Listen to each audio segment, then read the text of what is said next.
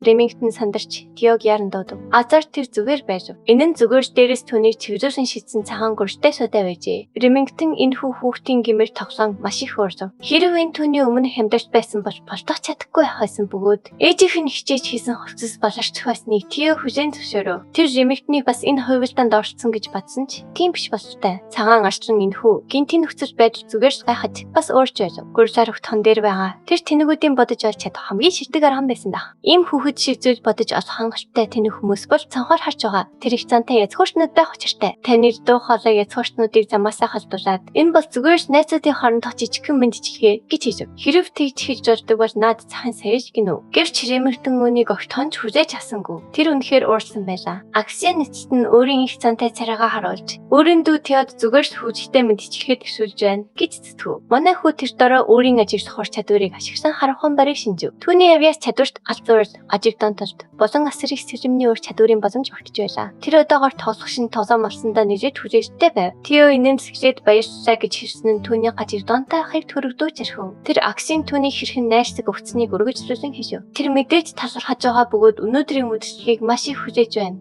гэлээ. Аксианы гайширт хурдан баяр хөөр болон хувирв. Түүний энэ дүү хамгийн сүүл уулзснаас хойш үнэхээр хөвчтэй болсон байлаа. Эцэст нь Ремингтон Тио хоёр ирээдүйдээ язгуурчнуудын нийгэмшлийн гишүүн бүр цөөсөн хүлээн авчдын тахимд орж ирв. Энэ нь маш хаалттай арга хэмжээ байсан тул зөвхөн цөөн хэдэн хүмүүсээс бусад авьяаслыг нөхөддөөгөө дар сууж зоог барьж ярьж цаар өрөвчжээ. Хүн бүр өнөөдрийн өнцгөө урьсгаар ирсэн зочин дээр анхаарсаа хандууж байлаа. Тэд Аксийн яагаад ийм арчаагүй амьтныг өрснийг ойлгож чадахгүй байв. Тио Рагнерын шууд цасан төржих байлаа ч гэсэн тэрээр Кинэг гибхэрийн алдартай хിവэр байв. Скейл драгон нэгэмжих ийм хог шар байх нь ихэнх хүмүүсийн хувьд таагүй. Гинтийн бижиг байлаа. Гэхдээ түүний хувцаслалт үнэхээр янзтай байгааг тэд хүлээн зөвшөөрөхөөс өөр аргагүй байв. Ихэнх язгуурчнууд Аксианыг зүгээр шин тоглоомоор тоож байгааг мэдэж байлаа. Тэрхүү хог шиг язгуурчнууд бүр дуугаач намсахгүй байгааг хараад Ремингтон Тио хором гიშих явж ийм өвөөгүй байдаггүй гэж хэлээд дуусчихгүй. Тио тэднийг өөрийнх нь талаар хүссэн нэрээ муу хийхийг зүгээр зөвшөөрч байлаа. Үнэн дээр хүмүүс түүнийг хэдий чинээ их муулна. Төдий чинээ сайн байв. Энэ нь дараа нь тэднийг бод нэршгэхэд хамаагүй амттай болох байлаа. Түүнчлэн тэрээр даал хорын цэнхэргээр сайхан байгааг анзаарав. Тэр үнийг чухал байж магадгүй гэдэгт итгэжтэй байсан ч одоогоор түнд төхөж ач хайтахан арга байхгүй байлаа. Үдэшлийг зохион байгуулагч Аксын шатаар уруудан ирж дүүгээсээ үдэшлийг таалагдж байгаа эсхийг асуув. Тио өөрийгөө хүчээр тайвшруулж зөвхөн төжүүлсэн ёсоор төжөлгөөгөө үргэлжлүүлв. Тэр инээмсэглээд Аксанд өөрийг дахин өөрсөнд баярлалаа гэж хэлв. Аксын хэдэн минутын өмнөх курсын явдлыг өдөн уучлалт гуйж арай хэтрүүлчлээ гэдгийг тоглоомоор хүлээн зөвшөөрөв. Тэрнүүд эрмхийн зур Тиотай зайгаа ойртуулж дүүгийнхээ мөрийг чангатхан бүх хүмүүсийн өмнө Тиог өсчдгийг нь хүлээж авахыг шаардав. Ремингтон хөндлөнгөөс орчлохыг хүссэн боловч Тио Аксанд уучлалт гуйх зүйл байхгүй гэж ташив. Тэр Аксаны үгийг ашиглан тэрхүү тоглоом бол зүгээр зах дүүсийн хоорондох мэдлэгээ байсан гэж зүтгэв. Тэр гажиг донтой нөхөр хийж хөвгөө болов. Тио зүгээр дэндүү тэр тайван байдлаа алдаж сандарч ярхив. Тэрээр бахархал дах шиг нэнэж Тиогийн нуруунд дээр алгадав. Тэрхүү ийм зөрөгтэй гэж хизээч мэдээгүй байсан юм. Тэр бага байснаасаа бодвол маш их өөрчлөгдөжээ. Аксент одоо тэр улам бүр таалагдж эхлэв. Язгуурчнууд Тиогийн хаясаар инээмсэглэж байгааг харж түүнийг Аксаны хасрах гэж дуудаж байв. Тэд бүр Троеваны язгууртан цастай харьцуулахад Тиог бүтэж удамтай гэж хэлцв. Тэр тэцэг нэгтэй автобус байсан ч хоёулаа Рагнер байсан ч Тио Аксын хоёрыг кис өөр төвшнийх гэж язгуурчнууд үзэж байлаа. Троеван өвийнхэн бол зүүн зүгийн төлөвлөөр сэрэмний хүчрхийг тал харин Тиогийн ээж бол хаа нэгтэйгээс ирсэн жирийн нэгэн эмэгтэй байв. Тио язгуурчнуудын үүдээс нь шидэж буй ирхэхэд дарамжтаасуудыг сонсон инээмсэглэж доторх хасаа улам бадрав. Язгуурчнуудын гайхаж байсан нэг зүйл бол Ремингтон тэр тэнэгтэй ойр дотн байсан явж юм. Тэд Ремингтоны нарсыг гэр бүхийн бүтчихв. Химэн дарамжлалаа түнд бас хаявж эхлэв. Цагаан арслан найранд ирсэн цагаас хойш төвчэн барагдж байсан юм. Язгуурчнууд хороотой сэдвийг хөндлөхийг сонсоод тэр бараг тэр дараа тесэрчв. Тио хэдхэн секундын дараа Ремингтон түүний анхаарсан төвийг булааж магадгүй гэж тооцооллоо. Тэр ахиад хэсэг хугацаанд ажиглаж дарамжлалыг нь сонсохыг хүссэн ч одоо тэгэх боломжгүй болов. Аксын түүнийг дээд давхар руу авч явахаас өмнө тэр засв. Тио дөнгөж ирсэн учраас шинэ найзуудтайгаа бас мэдчихэх ёстой гэж хэлв. Ингээд тэрээр шоолон инээлтэх язгуурчнуудын цөвсөн найрын ширээг рүү алхан очив. Тэдний бүх харц Рагнерын тэнүүдээр туслаа. Тио ширээнээс нэг зоготоорс чимээг өхөн авав. Тэр Ремингтоны удмын талаар чагчж байсан язгууртанд олхож хүн тохоод өргөх дохио өгөв. Язгууртан багталтайгаар инээмсэглэж өөрийгөө буруу зүйл хийсэн үг гэж асуув. Тио дарсны лохоо өрөө ракхан шар өсчийн толгой дээр ямар ч өршөөлгүйгээр хогц өгөж орхив. хөв. Ремингтон төдийгүй галзуу агсан хүртэл энэ гинтийн явж шогонд оров. Шарус толгоогоо барин тарчирч цасан түүний шээс шиг өнгөтэй өсийг бодов. Тео түүн дээрээс нь харан зогсч цустай хагарахаас ходорсаар байв. Тэр нош олны өмнө өөрийг нь шившигөө цусаа гэж Теог харан босч ирэхийг зөрхөлөв. Түүний язгууртнуудын заншлаар их зантай чалчиж амжихаас өмнө Тео тэр ношны ирэх хөгөөшөлтөв. Теогийн нүд хүйтэн бөгөөд гарцуугаж өөрчлөгдөхөд түүний шалгуухан төлөвлөгөө эцэст нь хэллээ. Тэрээр шарустэй зүгээрч мэдчихсэн боловч хариуд нь гомдмоор хариу авлаа гэж хэлв. Бусад язгууртнууд босч буй явж айц сандрам байранда таг гцөв. Энэ хооронд Теогийн даалгаврын биежил тавьж ихлэн одоо 43 хувьд хүрлээ. Ремингтон залуу зорттой 2-7 хоног биштгэл хийсэн тул түүний төвхөн зантай танхаа итгэхэд биш гэдгийг мэдчихэв. Тэр Теог үнийг өөрийнх нь төлөө хийж гэн гэж бодов. Шар устын цусартны шашин дээр гоцоор байхад Тео үнийг өөрийнх нь өгдөх мэдчихээ гэж хэлв. Тэр шар устын гар дээгүүр алхаж резортны сус биеэр тавцсан дээр гаргаад аачмар дарав. Тэр аль хэдийн мэдчихсэн болохоор одоо баяртай гэж хэлэх цаг боллоо. Шар ус түүнийг хүлээхийгүй хийх гэж буй зүйлээ завсаахыг хөрөнгөө барч хашгисан ч нэмэргүй байв. Тео тэр ношны гар дээр гიშгэж шар устын эсийг бүрмөсөн хоолсон. Нарийн танхим даяар амьшигтай яс хуурах чимээ гаргав. Хэдхэн минутын өмнө чөлөөтэй чарчиж байсан язгуурчнууд энэ хүү хэрцгий цэвшүүлждгийг хараад хэзгүй мэт гайхаж хацрав. Тэр хүү яс хоолсон үйлдэл нь Теогийн даалгаврын биелэлтийг 58% хүргэв. Шар уст шок болон шаналлаас олж ухаан алдаж шүүсэн ортны хэвсийг бохирдуулав. Тео түүний сож биеийг хог шиг хаягдаа цогцсон олноос өөр мэдлэмээр байгаа хүн байна уу гэж асуув. Түүний энэ хүү сүрдүүлсэн үйлдэл даалгаврын биелэлтийг 66% дөө ахиулв. Гинт сүдэрт нуугдж байсан баатрууд гарч ирнэ. Тео бүх талаас нь бүслэлээ. Тэд сэлмээс суглан толгорсон аюулыг дарахад анхаарлаа хандуулав. Дөрвөн сэлэм Теог хүрээсэн түүний хөдөлгөөнгөө болгов. Баатрууд залуу эзнийг нь гэмтээсэн нүглийн хариуг авахыг хүсв. Тэд ийм бүсэр үйлдэлийн шийд хийсэн зөвхөн өгч байх ёстой гэж мэдэгдэв. Төлөвлөгөө нь улам бүр сайжирч байгаад Тео энэнд зөвлөлээ. Тэр баатруудаас дөнгөж сая бод нэргэсэн залуу хэн болохыг асуув. Шаруст бол Ханаби овгийн 3 дахь залуу эзэн. Залуу эзэн Яа Ханаби гэж тэд хариулв. Тео тэдний идэвхтэй хариултыг хараад зугаацжээ. Ханаби овг бол Рагнарыг дэмждэг цэсний 6 овгийн нэг юм. Тэр эдгээр эрх язгууртнуудын хамгаалагч баатрууд зүгээр суугаад харж чадахгүй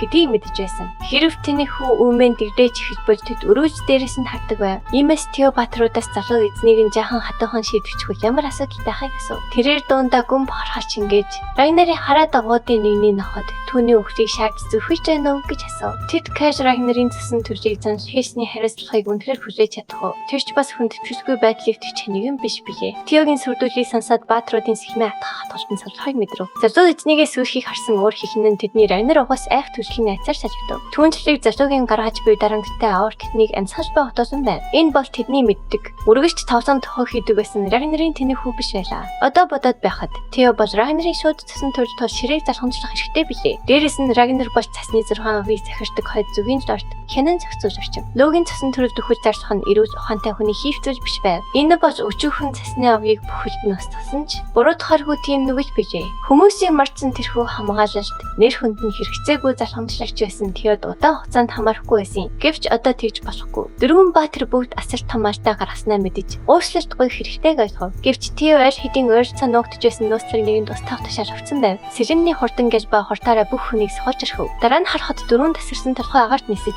баатруудын цас ортны шашиг боджээ. Дайснуудын цэсрэлж жахад Тео шоргоны түвшир 50 байлаа. Баатруудыг хит хариг тушаасан нууцлыг нэгэн хийсэн дээр үн налар хаагааргүй. Энэ бол түүний багш Ивэжин Наруш өөрөө байлаа. Хаасайгүй илүү их цус урсах үед их тантай язгууртнууд эцэстэн толгой дээр нь ирсэн аюулыг мэдрэв. Энэ бол одоо тавсан биш болжээ. Теогийн Рагнарын тэнийг гихч цаснаас мултар хатааш даасан хойн биштэй боллоо. Аксийн өөрийнх нь найр Теогийн хүч чадал давам хаашийн талбар болон хувирхыг харахаас өөр аргагүй болов. Ивэжин шав руугаа харж өөрийг нь дагаж байгааг хизээ мэдсэнийг нь асуув. Энэ нь үнэндээ тодорхой зүйл байсан юм. Тэр багшигаа яагаад камелла ортон хүртэл дагаж ирснийг сайн мэдгүй ч түүний ачаар Тео эдгээр тэнэгүүдийн эсрэг санаа зовтгүйгээр байдлыг эргүүлж чадна. Сүгэлсэн голын чимээгүй болон гисэж Теогийн дараагийн үйлчлийг хүлээж байх шиг байв. Нарийн өмнөх шин командлагч Юлиус Ивэжин дээр нууц харцлаа. Тэрээр Ивэжинийг өөр шав авахгүй гэчээд шин шаваа өдөр бүр хичээнгүлэн тасгалжууч байхад нь тоглоом хийхээр иржээ. Ивэжин энэ бүтүүлэг эрийг өрөөлөн нууцаар орж ирдэгт тассан тул түүний тоглоомыг хойч өссөнгүү. Сүүлийн үед Юлиусийн амьдралын царийн ганц баясгалан хуучин нөхрөө зовоох явдал байв. Үнд түүний үнэтэй дарсны нууцыг өөрийн таашаалж зориулсан дээрэмдэх явдалч болтно. Өнөө шөнө командлагч Юлиус Ивэжин тэр хүүгээс яг юу ч харсныг үнэхээр сонсохыг хүсв. Тэр бүтүүлэг эрийн гараас лонхой булааж авах нь одоо болон түүх гэдгийг мэдэж байлаа. Тео бол зүгээр хүрээлтэй стасан хүү гэж Ивэжин хариулв. Ур чадвар авьяасаа хөгжүүлэх гэсэн түүний хандлагыг авч үзвэл тэр үнэхээр түүний заажсэн шилдэг шав нарын нэг юм. Гэсэн хүч түүний гараар дансны бодвол энэ бол зарим нь мэдэгдэж байсан. Ивэжин үгээ асуусангүй. Теогийн нөөц бололцоог харвал тэр залуу эзэн Аксианоос ч илүү гарсан гэж тэр итгэжтэйгээр хийж чадна. Тэрээр өөрийгөө зүгээр нэг хоосон үг хэлээгүй гэдгийг чинь сэтгэлээсээ батлав. Южиус Авиасигаас чарах түүний мэлмий дөрөвөж итгэдэг байсан юм. Эцсийн эцэс тэр хоёр нүдтэй харин өөрөө ганцхан нүдтэй штэ. Хүн нэг шөнийн дотор ингэж эрс өөрчлөгдөж чадахгүй гэж Южиус тооцоолжээ. Иймээс Теогийн хувьд хамгийн боломжит тайлбар бол хүү ямар нэгэн шалтгаанаар өдөө хүртэх хүчээ нууж исэн явдал юм. Хин нэгэн ийм удаан хугацаанд хүчээ нууж агаад одоо гинт гайхаж ихэрсэн гэдэгт итгэхэд хачин байсан ч гэсэн сурагч багшийн хувьд Эвилийн яруу санд руу алхаж бүдэрч чундаг гэдэгт итгэдэг. Гэвч түүний Теоноос олж харсан зүйлс арай өөр байв. Тэр ямар нэгэн баригдшгүй зүйлд хөвтөж айдсасаа болж өөрийгөө хүчиж байгаа мэт санагджээ. Тиймээс тэр түүнийг хэрэгтлүүд нийгэмжийн орчинд орцох нь санаа зовж байгаа юм. Жүжигч лонх тагсаа ууж дуусгаад Аксианы тэр нусгай хүн үнэхээр санаа зовоохоор амтан болохыг батлав. Түүнчлэн Эвиленд аюулгүй байдлыг нь хангах үднээс хүүг згээрж дагаж явахыг санаж болгосон хүн нь тэр байлаа. Командлагч Жүжигч найр дээр ямар нэгэн зүйл болно гэж зөвнж байв. Энэ нь Эвилений санаа зовж буй зүйлээс өөр байж болох ч ямар нэгэн зүйл харцаагүй болно. Рагнарогийн хүний хувьд кэрээр цасаар цангасан бэлтгэгнүүд цогцохоороо шатлал тогтоож эхэлдэг гэдгийг өөрийн биеэр мэддэг байв. Командлагч ширээн дээр дөрөв тоцос тавьж Эвиленийг Теогоор өөрийн ангидаа тань нисвэрхийг ятахыг хүсв. Жүжигч зөвхөн тэр хүүг төдийгүй Эвиленийг ч бас цагаан хоёрчлууд морд цэвэртэй буцааж авахыг хүсэж байлаа. Тэр Эвиленээс бууж өгөхийг хүссэнгүй. Тэр түүнийг зөвхөн л унаж чадхаа байснаас нь болж задав тайлбарлахыг хүсэхгүй.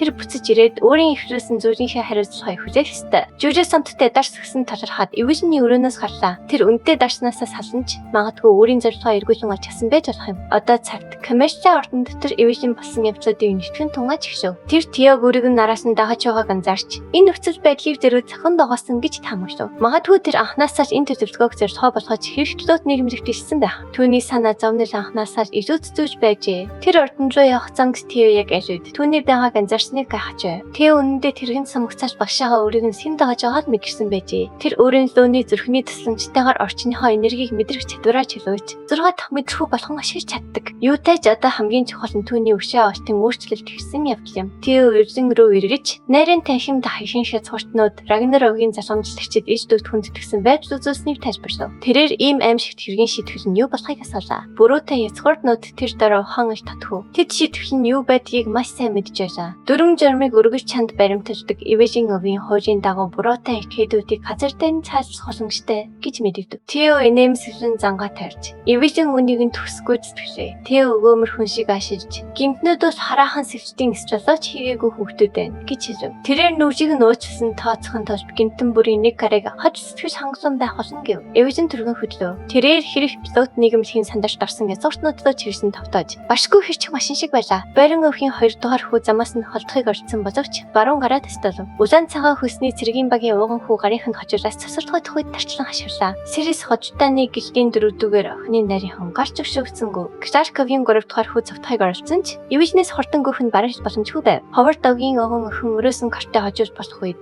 Теогийн даалгаврын биелэж 79 хувь төрөв. Өрөөдөлтэй язгууртнуудын нэрийн тасрамжгүй хараа. Аксиан буюу ойр дотны хүмүүсийн нэр тэр Акс руу мөлдгөө. Акс зүгээр дүүгийнхээ хийсэн үгийг тавтан шийдэв. Энэ бол ертөнцийн төвлийн мэдчилгээ тож тэр хөндлөнгөөс орцож чадахгүй гэжээ. Мөсгөж байсан язгууртны нүднийхээ булангаар эрг ялцахыг харж дараа нь түүний гар цэвэрхэн төсөвдөж өнөв. Түүний цэс Аксианы хувцсыг бариж будах шахав. Толгой гэр бүжийн ууган хүү шаналсандаа тийжлэх үед Акс өөрийн хуучин багш руу харав. Эвилийн түүний харцтай 50 толгорч толгой төхөв. Акс ийм цэст үзэгдлийн дунд өөрийн хуучин сурагч багштайгаа таарна гэж хизээч сансангүй. Эвилийн өөрийн ил дээрээ асуусан. Аксын цаст найрын танхимыг ажигч. Эвилийн зөвхөн цэсний ургийн талаар шууд амнэсэн хүмүүсийг шаналсныг тавтав. Тео бүх зүйлийг зохицуулсан тул Аксын эдхэн залгамжлагч байсан ч энэ хязгаарыг зогсоох хэрэг мэдгүй байлаа. Эвилийн Теогийн тушаалаар 14 хүний баруун гарыг тасдахад ердөө хэдхэн минут зарцуулав. Тэдний тухайд гараа аваад шууд Санвартан руу очиж буцааж залгаж болохч сэлэмчний хуваар хандаж өнгөрсөн хэрэг болно. Бүх зүйл яг төлөвлөгөөний дагуу боллоо. Аксын Теог хэрхэн дэмэгтэн болон Эвилийн хоёрыг өөрийн талтаар болж чадсныг илүү сонирхож байв. Сарны ордны тэнэг гихтдэг Тео Рагнар маш амар зүйл болон хөвчээ. Аксины доторх гастосэлэтэй тасан баярлав. Тэр энэ дүүгээ өөрийн хөлдөөрөө үнэхээр бичлэхийг хүсэж байлаа. Төлөвлөсөн зүйлээ дуусгасан тул Тео Эвилийн Ремонтка хоёрыг дуудаж тэр газрыг орхихоор болов. Үлдсэн язгууртнуудын айсан харц тэр төсөх хооронд тэд ордноос алгуурхан гарсаа. Ах トゥ хоёр биенийхээ нүд рүү ширчсэн бөгөөд тэд нь нэг ч хэрэг шаардлага байсангүй. Гэвч тэднийг явахаас өмнө Тео Аксаны гараа сатав. Тэр ахынхаа хослолыг үржигдэн чанга тавсан. Хэсэг хугацааны дараа Тео гараа тавьж Аксентийн цуснаар маш хөвчтэй байсныг хишээд баяртай гэж хартаасан. Рагнарын тэнэг гихт цолноос мултрах эцсийн дотроо даашгүй ингэж бий зүвчээ. Акси орсон байв. Тэр яг тэр дорой хөдөлгөөн хийхийг хүссэн ч энэ нь ухаалаг хэрэг биш гэдгийг мэдж байлаа. Галзуу амтан өөрийн гэрээсээ галзууран гарч Тиогийн нэрийг хамаг чангаараа хашгиран ураагаар хов. Бүх дотороо даашгүй дууссан тул хинч Тиог гэр бүлийн тэнэг гэж дуудаж зөрчихдөггүй. Дотороо дууссан ч түүний жинхэнэ өшөө авч дөнгөж эхэлж байна. Олон нийтийн хандлагыг өөрчлөсний шагнал нь хэрэгжих гоц дугаар төвшнээс доош бол төвшнийг нь шууд таваар ахиулдаг төвшин мэлгэсэр байв. Цус тэгэхэд сайн тухай мэдээ бусад орнуудын чихэнд хурдан хүрв. Аксианы нэр хүндтэй хэрэгтлүүд нийгэмлэг шууд болон шууд.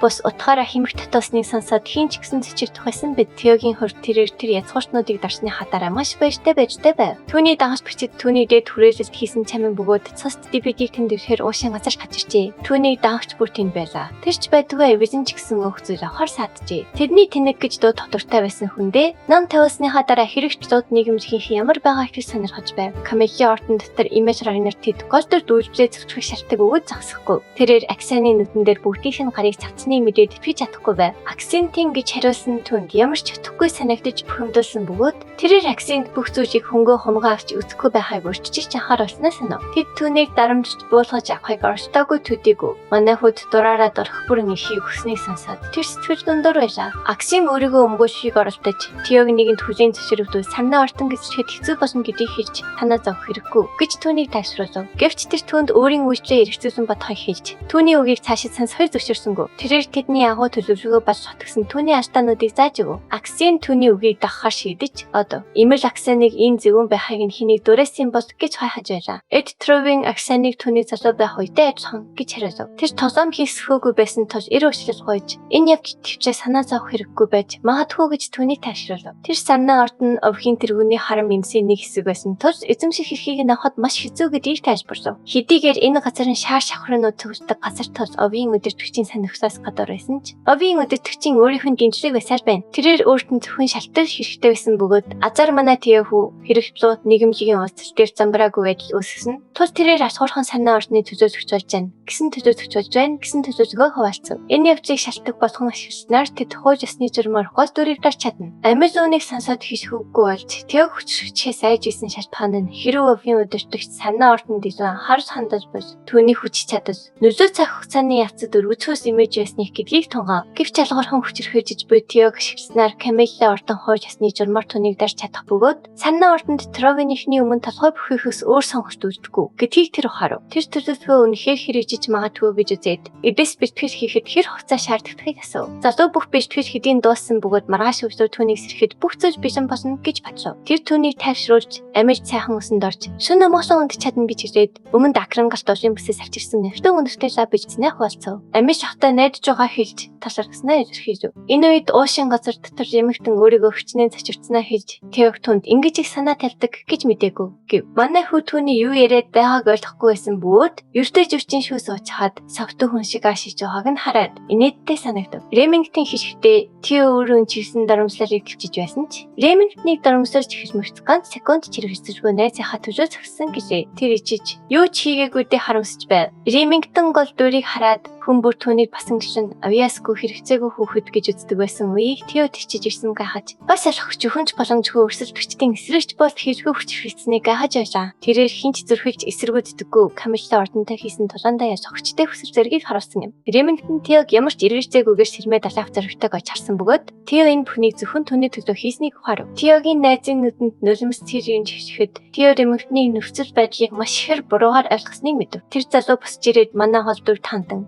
өөрийн өвгийн тушаалыг үл харуулсан өөр бодлыг дагмаар байхаа хэлж Тиог дагах хүсэлтэйгээ хуваалцав. Тэднийг ажиж ясан хүмүүс баяр хүргэн хашгирч гол дүр болон түүний найзыг гайхалтай гэцгээ. Тио үл ойлгоцлыг тайлбарч хойг орцсон боловч Эвэжин түүнд Тишбатар найзаагаа зүгээр зөнд нь орхио гэж хэлв. Тэр Эвэжинийг анзаархад Эвэжин энэ нь муу үйл ойлгоцол биш бөгөөд хүмүүр манай хүүхдийн найрс харьцаатай байхыг хүсэж байгаа дах гэжээ. Үүнийг сонсоод тэр инээмсэрч ихсэн ч өөрийн бүх хүч чадлын статус цанхны ачаар тул өөрийгөө онцгой хүн биш гэдгийг мэджээ. Тэр өөрийн үзүүл үзүүлэлтүүдийг харж олж авсан бүх зүйл нь статус цонхны ачаар гэдгийг ухаарах зураа. Анх хүнийг өөрийн харамслын хичлэхийг гэж бодож байснаа дурсав. Гэвч энэ нь хичнээн наривчтай байгааг хараад статус цонхыг өөр зүйл болохыг ухаарав. Түүнд бүдэг бадэр дижавн мэдрэмж төрсөн ч энэ нь түүний хөвчөд төсөж байгаа учраас таахгүй хар шийдэв. Скетч дрон бүс хэмээн хэрэг явдаж дуусны дараа гол гэр өөрийн төвшин нэгснийг анзаарав. Төвшин архив бүрт систем түүнд үзүүртээ өсгөд ашиглаж болохоо өгдөг байлаа. Тэгээ өөрийн чадвараа хүссэнээр өсгөж чадна гэдгийг ойлгож түүн шиг нөөц болцоотой хүн ямар гэрж дэрээдэг авч ирэх гэхээс эмээх шиг болов. Эвижн түүний хорон инээн сүрсийг хараад санаа зовж хөвшөв. Тио эхлээд Камеллийн ордны сөрөг давтаханд бэлтгэж шийдэж